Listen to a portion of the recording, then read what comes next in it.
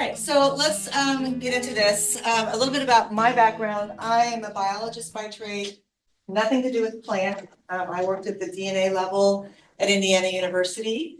I recently retired last year, but everything I've learned in terms of fruit growing and stuff has been in the last 8 years, typically through people who are doing the growing themselves. So why figs? This is not something that is common here in the Midwest. However, there is a demand for fresh figs in the Midwest, especially down where I'm from. I lived in Bloomington, Indiana, at Indiana University, and I was also a student at Purdue. A wide diversity of folks in those areas, many of them coming from California or warmer regions or countries where figs are common and people eat them every day. If you want to get a fresh fig here in the Midwest, kind of good luck, right? Not easy. And if you do get them here, they've been shipped from California or someplace else, and by the time they get here, they've been on a truck for months or weeks or whatever, and they're not going to be as great. So we know that there's a demand for fresh figs. If you can get them to grow, you can probably command a very good amount of money for what you grow. So it is a niche market. And so our goal in this project is to work out the conditions where more farmers can start growing fresh figs on a small scale or bigger scale and provide them to local markets if there will be an interest. Okay. The beauty of figs, unlike other fruits, and I'm not going to get into the growth of a fig and whether or not it's really a fruit or not, but if you're growing apple, pear, peach, persimmon, pawpaw, whether it's native or non-native, you're going to take years before that tree can give you fruit. All right. So the beauty of figs is you can actually start to get figs on 1-year-old trees. All right. And if the stars align and the climate is great and everything is perfect, you can actually get a second crop, which is called a breva. The main crop is in the summer, fall, mostly towards fall, but the secondary crop can be in the spring, right? The main crop grows on new growth from the season. The secondary breva crop grows on last year's growth. And I won't talk about the breva crop very much, but I can direct you to some reading if you're interested in that. Oops, wrong way. All right, so about this project, it's a partnership, and the goal in this partnership, it includes 3 farms, and we're looking at the production of cold hardy fig varieties. There's cold hardy and not cold hardy, so there's 2 kinds. We're looking at zones 5 and 6, which covers Indiana and other areas in the north central region. And our goal is to kind of try and establish the best conditions for growing those figs and providing new opportunities to you guys as farmers. So those are the main goals. And let's talk about what cold hardy figs really mean. So a cold hardy fig typically, and if you've heard of figs, Chicago hardy is probably the one you've heard of the most. It grows beautifully. You can get figs if the stars align and you don't get an early frost. But then if you get temperatures below 20 degrees, that fig is going to die back to the ground and then it just springs back up. It's like a perennial, it comes back year after year. Ideally, we would like to not let it die back to the ground. We'd like to get conditions where the above ground part stays alive and gives you a jump start on the next the year's growth the following year, so that you get more figs and you get figs before the frost. So that's the goal.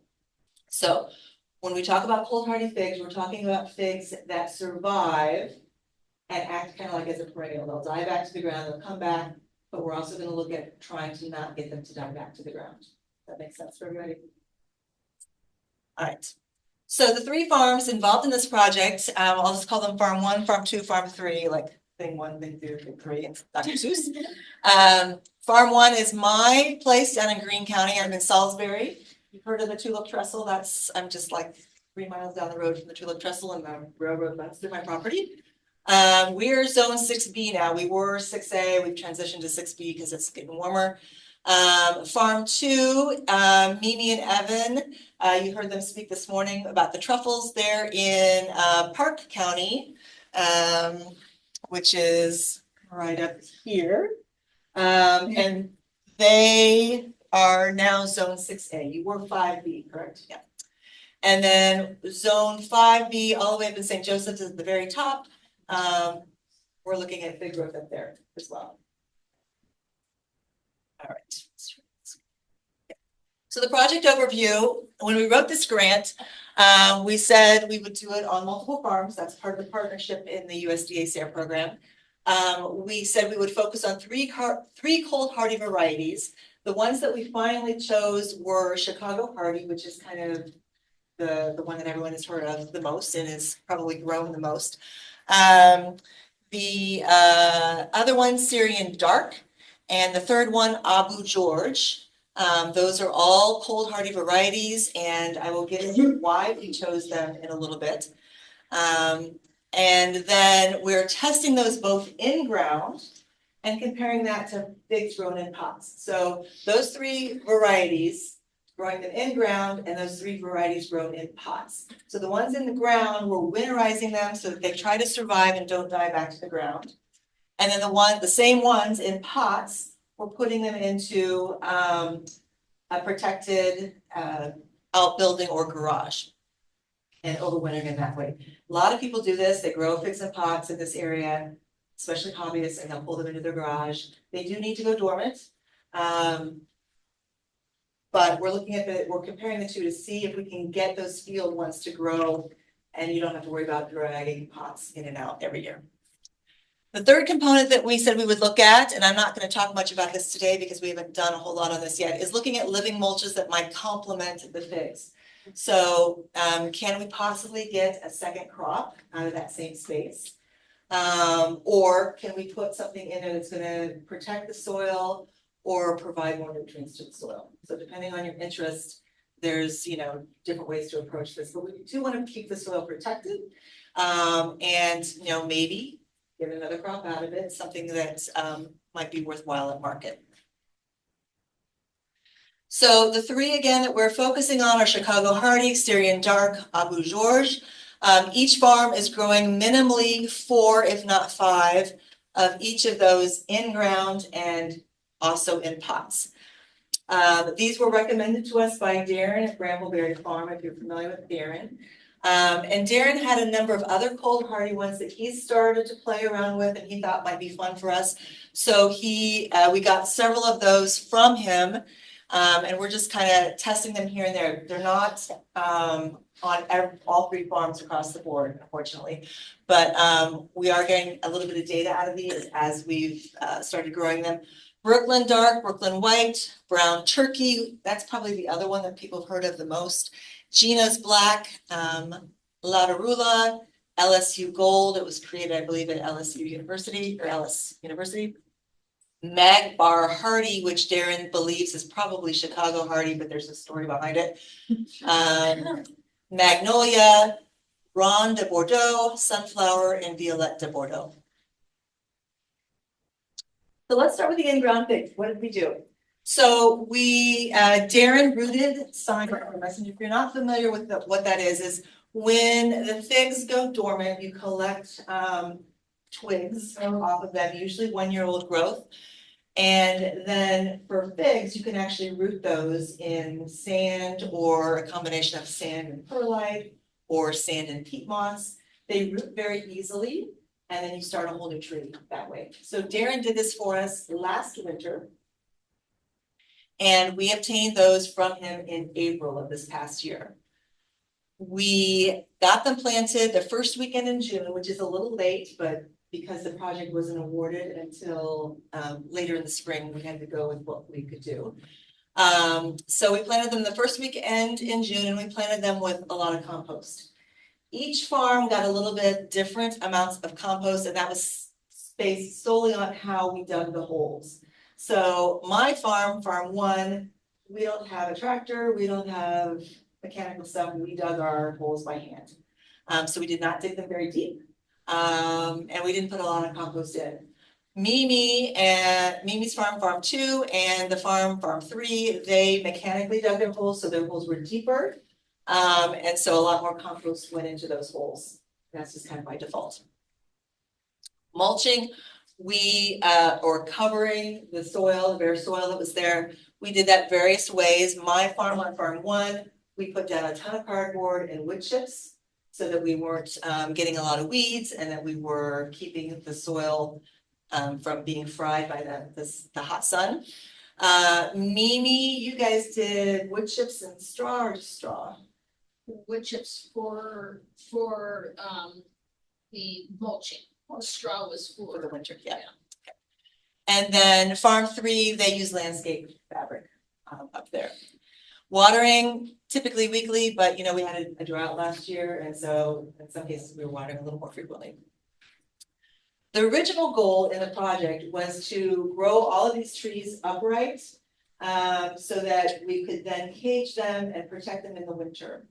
However, between the time the grant was awarded, or actually around the time it was awarded, Mimi went to Japan and was able to see some installations where they're growing figs in an espalier or cordon style, which means you're training them. And in this case, they're being trained low to the ground in a horizontal way so that you can protect them a little bit more and they can benefit from the soil or the earth as a thermal mass in the wintertime. Like a step overhead.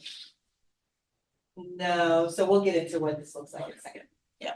So farms 1 and 2, my farm and Mimi's farm, are using this different support system than what we originally said we would do. Farm 3 is sticking with the original upright support system that we'll go into.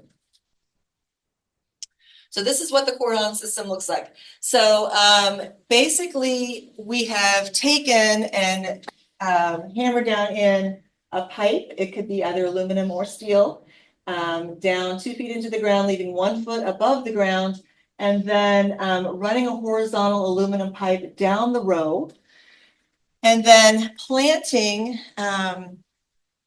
2 figs. My water bottle in my phone. These are 2 figs. Planting them within a foot of each other, letting them grow up, and then letting them train this way along the pole. Okay. So you're getting figs coming up, training them to go horizontally away from each other, and loosely tying them down, not touching the aluminum pipe, but just tying them down so they start to train. Once they're trained, you don't need that pipe really technically anymore, but it'll probably stay there for as long as we do. And then you plant 2 that way, and then 8 feet later you plant another 2. So eventually 2 coming up are going to meet each other at some point, but we'll keep them pruned and trained so that they're not interfering with each other. We're also, if you'll notice, so you see cattle panel off to the right. We put cattle panel both on either side of the figs eventually to protect them from deer. And this also serves to help us when we do the winterization. This was probably the most expensive part of the project, but it's a one and done. Once you do it, you don't have to do it again. The panels come down very easily, so if you want to get in and weed or pick figs, they're 8-foot cattle panel, and you just tie them down, tie them to the T-posts. You could just easily take those down and get in there and work with the figs. Any questions about this before I go on? So just give it a little plug here. So this is an example on the right of what a cordon fig looks like. So this is one that Dr. Lee Reich has posted in his book, Growing Figs in Cold Climates. It's a very easy read if you're interested. But he has grown one of his figs low to the ground.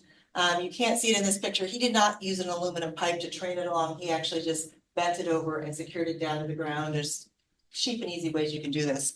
And this one's probably been there for quite a while, but then you can see new season's growth shooting upwards about every couple inches.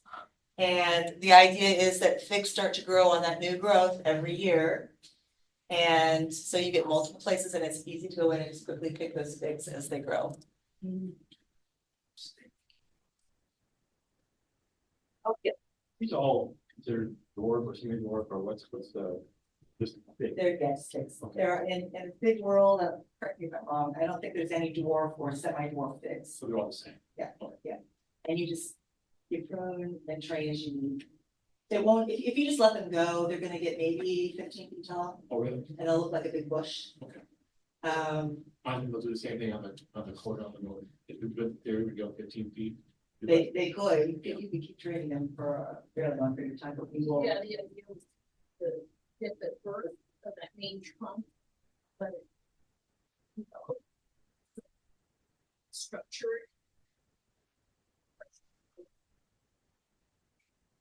Tall, that's, you know, so if they are in a high tone, you suspend those new growths, the stems from the ceiling. I mean, yes.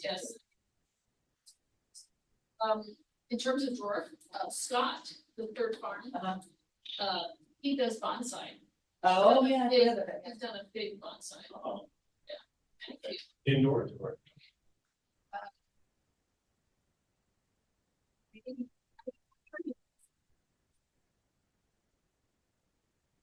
So, and that's true for any fruit tree. You can train a regularly sized fruit tree to be dwarf. It's still a lot of pruning. So if you stay on top of the pruning, you can manage a tree and keep it small. Okay.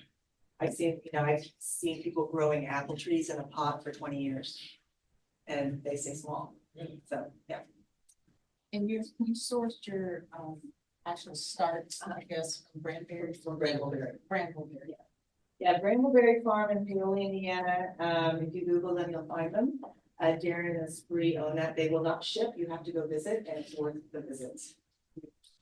Not been to their place. It's a lovely place to visit because they grow all sorts of cool things down there. Those all came from Menards. And I'm happy to share that information. I'll give you my email. All right, let's turn to the potted figs. So again, we want to compare in-ground versus potted. So we did pretty much the same thing, the same size plants, 1 year old or slightly less that had been rooted by Darren at Brambleberry. We got them in small pots, about a quart to a liter in size. We kind of kept them in those small pots to get them well established. Probably kept them a little too long, but we hit that drought in the summer, and so it was kind of a half dozen or the other. We ended up potting them to 10-gallon pots in early August. I did not mulch. I don't think you mulched them. Did you put any wood chips or anything on top? Not initially. Not initially, yeah. But we will definitely be doing that this year. You could do wood chips, you could do leaf mulch, anything to kind of keep a lot of evaporation from happening. That way you can keep your watering down a little bit. And then we watered weekly or as needed, just like with the in-grounds. No support system at the moment. If we want them to grow really tall, we could add some sort of like a bamboo post or something in there to kind of help stabilize those. But again, you can prune and manage them and keep them small. Kind of depends on your goal. Do they require a lot of water? As a, I was watering mine. So mine was on the west side of an outbuilding. So it wasn't on the south side. It was on the west side. And so it did get some morning shade. I think I was watering maybe a gallon once or twice a week. Each of those. no, that's very different.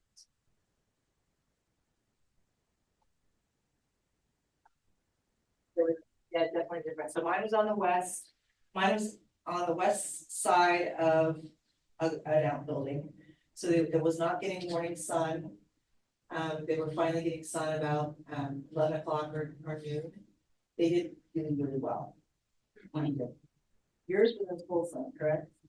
Yeah. Yeah, and looking at yours versus mine, hers suffered a little more. Yeah, I would like it. So, yeah.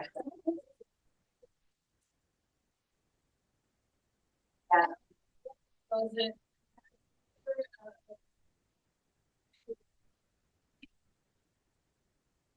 And that is one thing with the pods. I mean, they're great in theory because they're mobile and you can move them Yeah. around. But if you go on vacation or if you ignore them or you forget about them, they could suffer. And so that's one of the reasons why I think it's really important that they get covered with something like wood mulch. I can also tell you, I have outdoor working cats, and they love it as a litter box. So Mine got all fertilized. So yeah, so this year I will definitely be covering mine so that the cats won't get into it and there won't be this moisture loss. And those pots are just plastic pots or? They're heavy industrial molded plastic pots. I'll get them from Amazon. I think they were. Remember what we paid? I would say for 20 pots, it was like $10 a pot. So 20. And drain. And drainage, yes, yeah. Yeah. You put those? No, they can't, Or they can't. you just wanna make sure they have drainage. But they're just about the right size, so if you. I let mine almost dry out or get, low moisture so I can pick them up and move them, but that's a lot on your back, so you could easily take a dolly and just slide a dolly in and roll them from place to place, as long as you've got something to roll that dolly on, so that's. Do that. There's a plant shop nursery, not far from where we live. They also do landscaping, and in the back of it, they have what they call a graveyard. And that's where they put all the pots that they, from their landscaping, and anybody can go in and get them at no charge. Oh, nice. So that might be something you want to explore. There you go. Yeah. There you go. All right, so let's talk about mulching. So one of the goals in the project that we said we would do was try to explore some living mulches, or perhaps a secondary crop to help keep that bare soil from drying out and losing nutrients. We have not really explored that too much, and if you caught what I said earlier, all of us kind of did something a little bit different. So my farm, the in-ground figs got cardboard, a couple layers of cardboard, followed by mulch that I just got at the local nursery, so it was aged wood mulch. Mimi used mulch originally. We'll talk about what we did for winter mulching and protection. That's a little bit different. Wood chip mulch, Wood but we also planted the native strawberry Oh, you on did? one end, Okay. just to see what happened, and it's there, it grows, and it pretty much withstands like foot traffic. So it was just a test. Right. So, yeah, As a ground cover. ground Yeah, cover. just for to deter weeds, because tired of weeding. And I may consider on my property putting in mint or another herb that's more aromatic that will keep like rabbits and things away. And I do a lot of herbal teas, and I'll show you this a little bit later, but so another possibility is an herb that might be a value to help protect and also keep some of the rabbits away. Winterization, let's talk about winterization. So we have to protect them in winter, and again, one of our goals is to see if we can keep those figs from dying back to the ground. Darren, all of his figs down at Paoli, he never does any winterization, and he says all of them die back to the ground. So that's kind of our starting point there. I do know people who have winterized their Chicago Hardies and had some success at keeping them from dying back. What we're doing on farm 1 and 2, again, we're using that cordon system, so we're growing those figs low to the ground. That's taking advantage of the thermal mass of the earth, which means they're gonna stay a little bit warmer for a little bit longer down close to the ground, and then we're covering them with a ton of straw. You'll see a picture of this in a moment. For 16 figs that I had in a row, it took 10 to 12 bales of straw to give you an idea to cover those. Okay. Farm 3, they took a different approach. They used burlap. I'm wrong here in saying wire cages. They didn't use wire cages. I'll talk about what they used. And they used some leaf mulch to protect, and we'll show you pictures of what they did. And then the pots, they got moved into an indoor space. You can let these figs stay out. They can handle a frost. They can handle multiple frosts. They just can't handle extended periods below 20 degrees. So all of us left our potted figs outside until late November, early December. And that's when we do them. And you really want them out there because you want them to go dormant. The figs need to go through a dormancy period. So you want them to kind of be exposed to those cold temperatures so they lose their leaves and they go into that dormant phase, and then you pull them inside or protect them. So in-ground, this is what the in-ground ones look like on farm 1 and 2. You can see we've got couple rows here. And the cattle panels are down for the moment so that they could get in there and cover those figs with straw. And again, you want to just cover them as much as possible. I learned that straw settles with time, especially once you get snow. So you want to put way more straw than you think you need because it's going to settle through time. It didn't take as long as I thought it would, and I also had my nieces and nephews help me, and it was kind of a fun family project. So it didn't really take long to do it. We just got them covered. And then they just stay there all winter long, taking a little nap. Farm 3, they approach theirs a little bit differently. So they've got the landscape fabric. They did, if you see the top left photo, they first kind of wrapped the figs first a little bit with some burlap. And then they used tar paper, which is the roofing stuff. It's used for roofs and it's impermeable terrain. They used a couple of T-posts and they just kind of wrapped it around the T-post, put tons of leaves down in there, and then wrapped again with burlap. You'll see that Carrie there at the bottom left. She's wrapping with burlap over the tar paper, and then the final step is put a bucket on top. But you're not getting tunneling in there. Are those pruned down before they wrap them? Did you say prune? Pruned, yes. Yeah, or cut down? Yeah, To my knowledge. I don't think so. We'll talk about how much growth they had. Eventually, in future years, they might have to. Yeah, because this is first year. This is first year. Right, so Yeah. they're- Yeah, we'll get into this, but here, their farm, I think, I'll show you the tallest one, how tall it got, but it didn't get above those T-posts, so. All right, so what did we observe these first 5 months? I really did not expect, I mean, we were just hoping that everything would survive. That was the goal. Year 1, get everything to survive. But I did do some observations on growth. We did kind of check here and there for disease and pest pressure. And then, of course, we didn't really expect to get figs, but we were kind of surprised. So we'll talk about that. All right, so growth in year 1.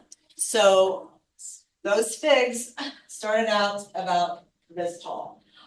Okay. This is Mimi. She's on farm 2, zone 6A. This was the tallest fig in the group. This was the LSU gold fig. And so there was a ton of growth on that particular tree. Most of the trees, depending on where they were in the plots, grew anywhere from 2 feet to 4 feet in 1 year's time. Okay. The picture on the right is farm 3, and I believe that was the tallest fig that they had on their plot of 16. Yeah, that wasn't even quite 1 year, right? Because this is in like Yeah, early, late summer. yes, yeah. So this is, it went in brown on June, the first week First of weekend June, June, yep. and this is Yep. it. So they grow fast, that's a plus. And so this year I'll go through and do a very careful analysis of how much growth on each variety. So I was seeing some differences, and I'll kind of mention those here in a second. In zone 6B, farm 1, I had the least amount of growth as everybody, which is kind of in a way surprising, but maybe not, because A, I didn't use as much compost as the other 2 farms, and B, mine was in a really blazing hot field. And so I'm thinking that I may consider in the future using maybe a 30% shade cloth during the really hot months, just to give them a little bit of a break. We'll see. That picture with Mimi, was that in the system where you were trying to trellis this, like at the time? Yeah, that's before, it was before we bent. Before you bent. Yeah, Okay. this is kind of late summer, and it wasn't until fall, like before the winter, that we really started training. to Oh, bend. okay. Yeah. So, We wanted to get them a good growth before Yeah, training. yeah. This is the tree, not to shoot off. On the Right, right, yeah. So ideally, when do you start training? well, this is like, the first few months, so I started training after. We should start training in the fall. Yeah, about September. Yeah, somewhere in there, and then I think we started training It was cold when I started tying them down. Yeah. It started being cold. So they're really flexible. Yeah, Yes. they're pretty flexible, so, you know, I think you tie them down to where you think, you know, it feels pretty good, and I use cotton, by the way, all cotton, just spray. And then, like, you come back a week later or two, you can tie it down even tighter, because, you know, you've already trained it, it's got to give. I'm just saying.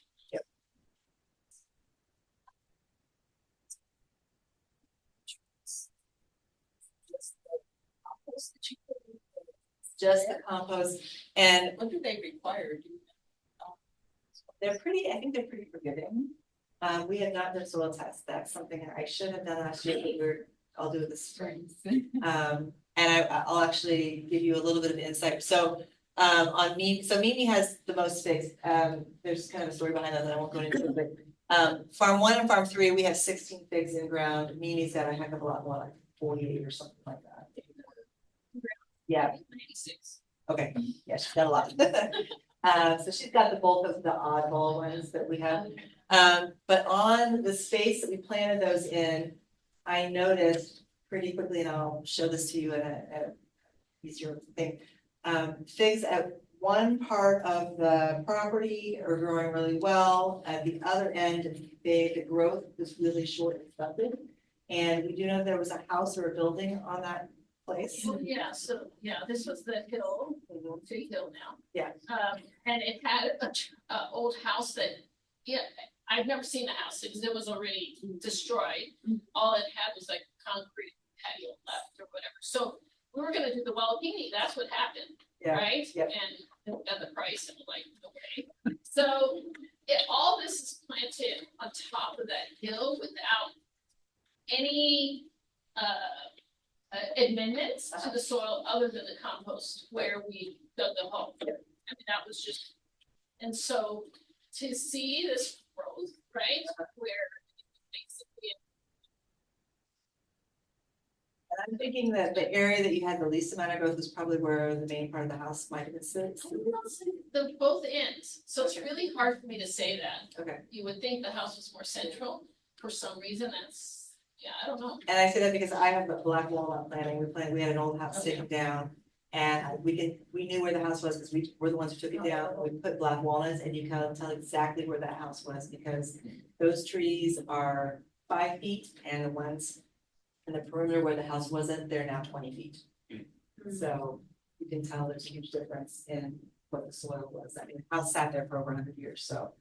Interesting, so, now that you mentioned walnut, so we cleared that entire hillside, or the hill, thinking we're gonna put in the Walpini, right? Alright, so they basically raised all of the trees and weeds, whatever was in there. And there was a huge walnut, Okay. huge walnut on the north side, and actually, it was Matthew.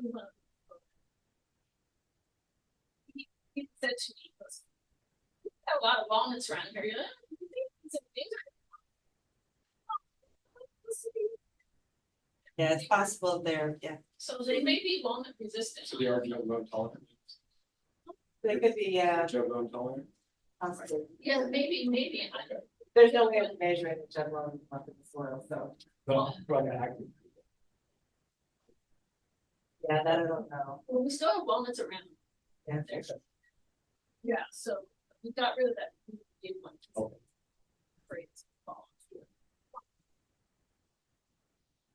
So disease and pest pressure, so, I mean, pretty much it's his first year, so it's really hard to say. I think the biggest thing that we battled was the drought, you know, keeping things from frying, and that just required a little extra water here and there. I never saw any, I mean, we got them in late, so I think we kind of missed the Japanese beetle phase. How did that coincide for you? Yeah, no, No? it overlapped. Yeah. Because we got them in, yeah, it was directly at the same time as the Japanese beetles in our other field. The pigs, they didn't seem to like them or something, and thank goodness they didn't go up to Fig Hill. So, I mean, they're kind of close by, but I don't know, we'll just have to see. I mean, that's interesting. So then the next question is fig production, so in theory, oh, go ahead. So I'm assuming that the figs currently are still covered up. Yes, So you really couldn't report on like, bull or rodent damage? Yeah, I'll talk about that in a second. Okay. Yeah. Very good question. So before we get to that, let's talk about fig production. So in theory, first year figs should give figs. However, considering that we didn't get these until the first weekend in June, I don't think either one of us really expected to get figs, ripe figs at all. We got figs. So, all three of the main ones, Chicago Hardy, Syrian Dark, Abu George. I observed figs on all of those at Mimi's place. On my place, I had a couple figs on Syrian Dark. And I think Farm 3 got a couple figs as well. I don't know which one they got. It was like me, they didn't get that many, so we didn't really document that too well.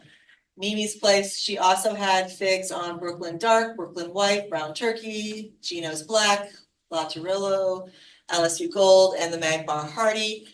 The Magnolia is not in her place, it's in my place, in a pot, no figs. Ronde de Bordeaux, Sunflower, and Violette, they were all at one end, and that's one of the areas, I think it's the soil. So they didn't grow nearly as much, and they also didn't produce very many figs. So there could be something with the soil there that we need to check on a little bit closer. The potted figs, I don't think any of the potted figs or potted fig trees produced figs. So that's something worth noting as well. And were they planted in pots? Did you just use compost or what kind of soil? We used to be kind of across the board, something that we all had access to. We just went to Menards and we bought the Miracle Grow organic and another one. I just mixed it through. Potting soils? Potting soils, yeah. Raised bed soils. Okay. So I have a question for you on the varieties. There's a variety I really want to grow, but I've avoided it because it's zone 8-9. Do you know the zones on these, and are any of them like specifically a higher zone that you actually got fruit on? So all of these are considered quote unquote cold hardy, so that they've been tested, hobby growers have been growing them in these colder climates. Okay. They might not be zone 8-9 that you're used to. I just want that tiger panache one. Yeah, That's So- really cool looking, but it just seemed like a waste of money if I knew it was gonna die. Right. So- if you have the ability to bring it into a garage, it's well worth it. Okay. There's a guy here in Indianapolis, who grows 50 different varieties on his little urban plot, and he pulls them into a garage every winter. And he gets figs on all of them, so. They're all pots. Yes, yep. So, but yeah, he grows 50 different varieties, so you could definitely do that if you want to bring it inside. I mean, one's okay, I'm not sure I want to fit. Right, and again, One first. yeah, it's reading on it, but I'm not as familiar with these warmer growth ones, but they probably need to go through a slight dormancy. Double check that.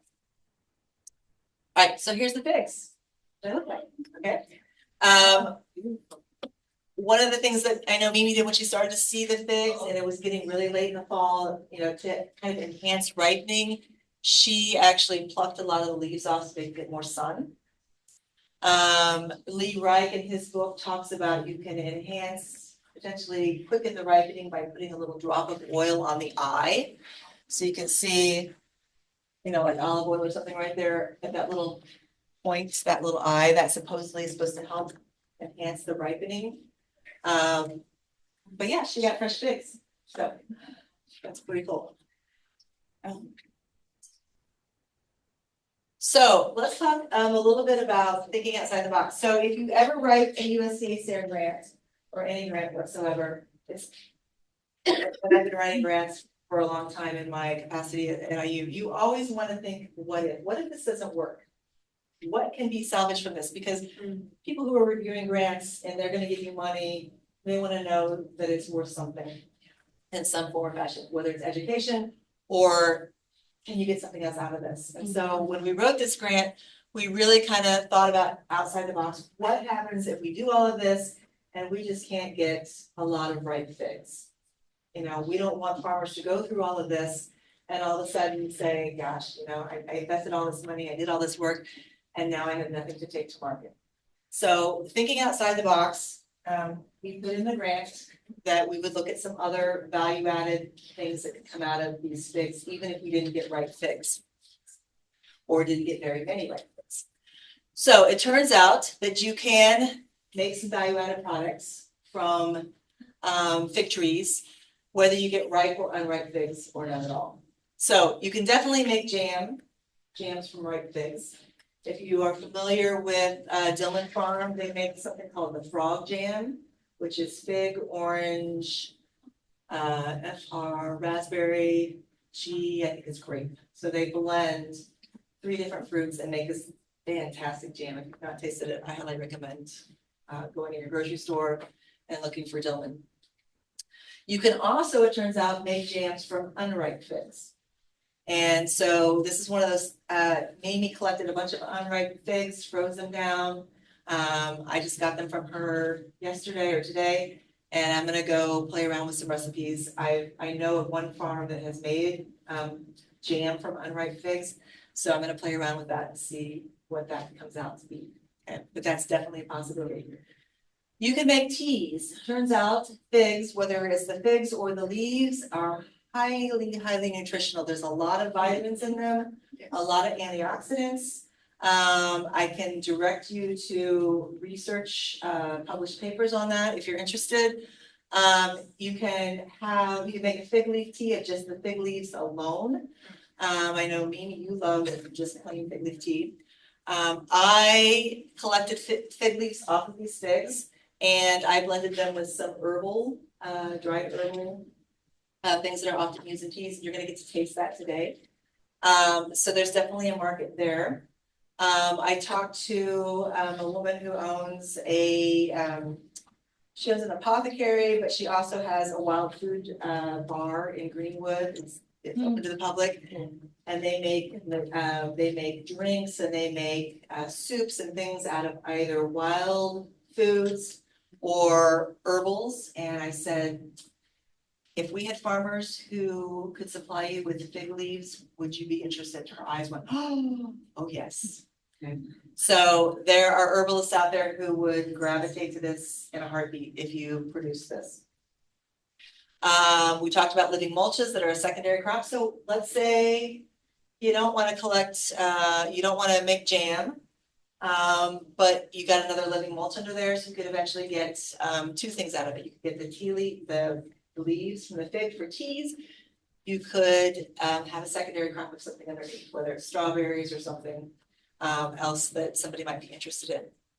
There's also a 4th thing that I'll just mention. I don't know anyone doing it, but Sober Mesa Farm in Bloomington, if you're familiar with everyone, Carlos is from South America, and in South America, they use the sap, which is a latex-like sap. They use that medicinally for skin growths, warts and things like that. You just put a little dab of that sap on it and the wart disappears.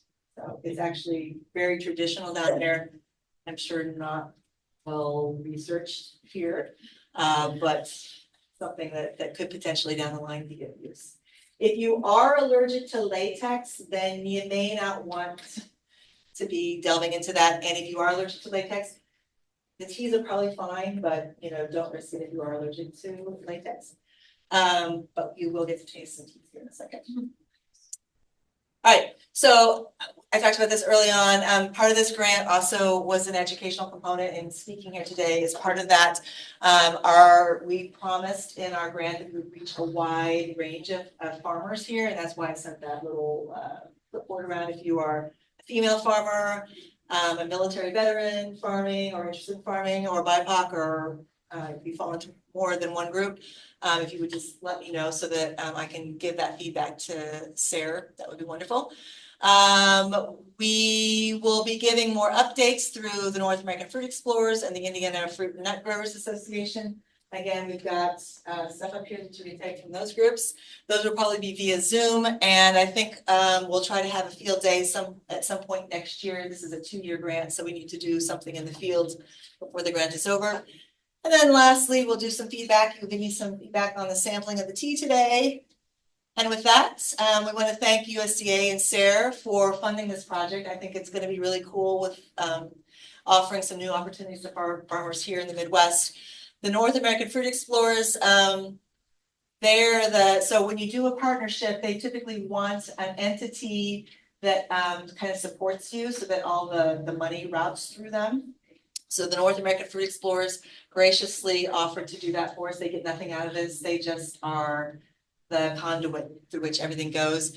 And then the Indiana Fruit and Nut Growers Association, again, they help support all of our local fruit and nut growing farmers. And so I want to thank them too, because they are allowing us to publish some stuff in their journals and give talks and things like that. So if you want to reach me, my phone number's up there. I don't usually answer my phone. You have to leave a message. You can also email me, or you can reach me either through NAFEX or the Indiana Nut Fruit Growers. I'm the president of both, and I'm the one that sees most of those emails. So